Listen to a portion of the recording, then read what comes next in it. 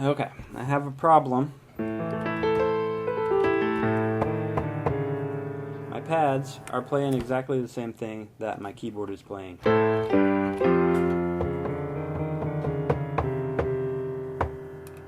And I want them to play something separate. We know how to design a Kong usually. Well, here's how we do it anyway.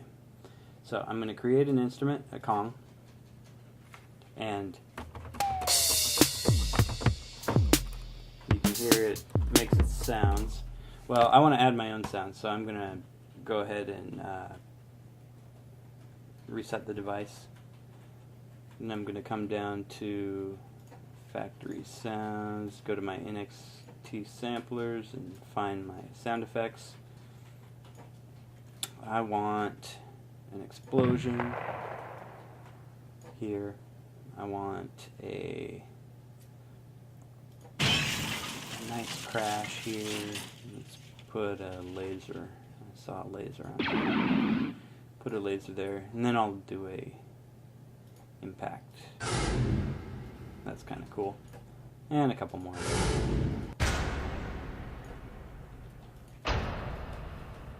Okay, so now I have 6 set up, and that's good for me for right now. I only have 4 buttons, so it doesn't matter how many So let's hit the first button.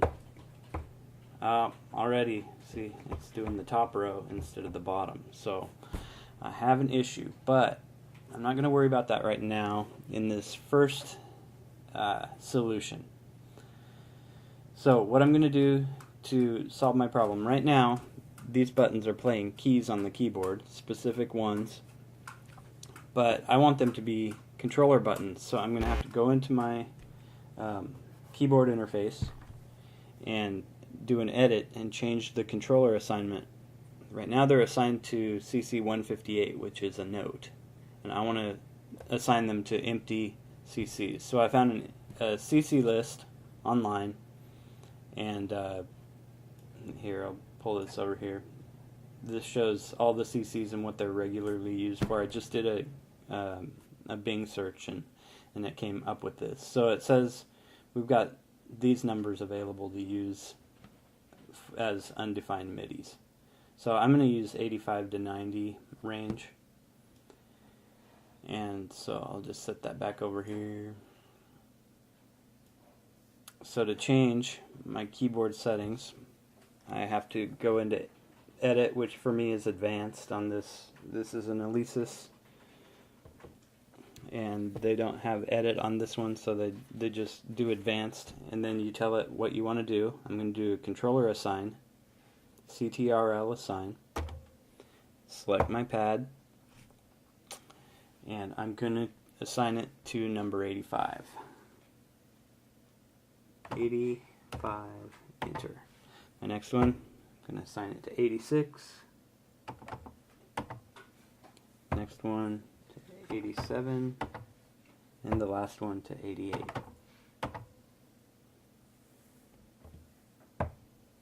Okay, now they don't do anything. They don't even light up the top row anymore.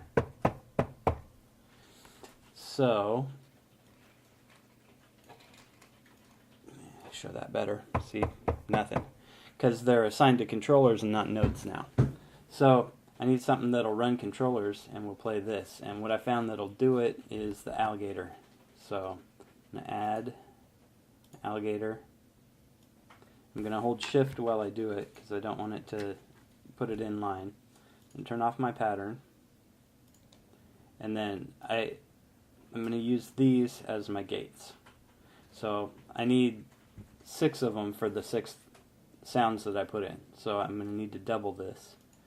So I'm going to grab it, hold control, and there, I got 2 of them. Okay. So now we need to flip around. Tab, so on the back we've got our gate CV outputs. And we've got gate in on 1, 2, 3, 4, 5, on all of them, but we're only using the first 6. So here I'm going to go gate 1 to gate 1, gate 2 to gate 2, and gate 3 to gate 3. And then I'm going to close that up, open up the other one, and go gate 1 to gate 4, gate 2 to 5, and gate 3 to 6. Then I'm going to tab back around to the front. Now I have to assign these gates to CC controllers. First one, I'm going to edit remote, click on my first button. And then next one, edit remote, click on my second button. Then I'm going to edit remote, third button. Okay, then I have to go down to the other alligator. Edit remote, fourth button. And for the sake of the video, I'll add a couple my transports. I'll use them instead for notes.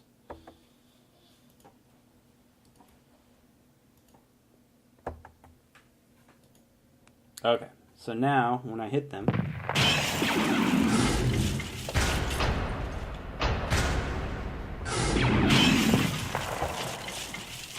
okay, and this will work. I will go ahead and go back down to my piano.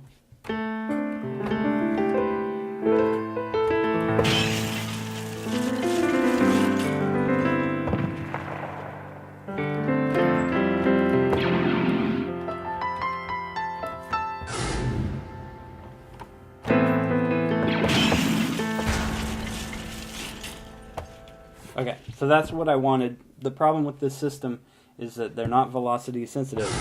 If you hit it, it's 127. There's not a light version. So, if you're fine with that, which I typically am, it will play your maximum volume of each of the sounds, which could be just fine. If you want to see the correct way to do it, I'll do another video here in just a minute.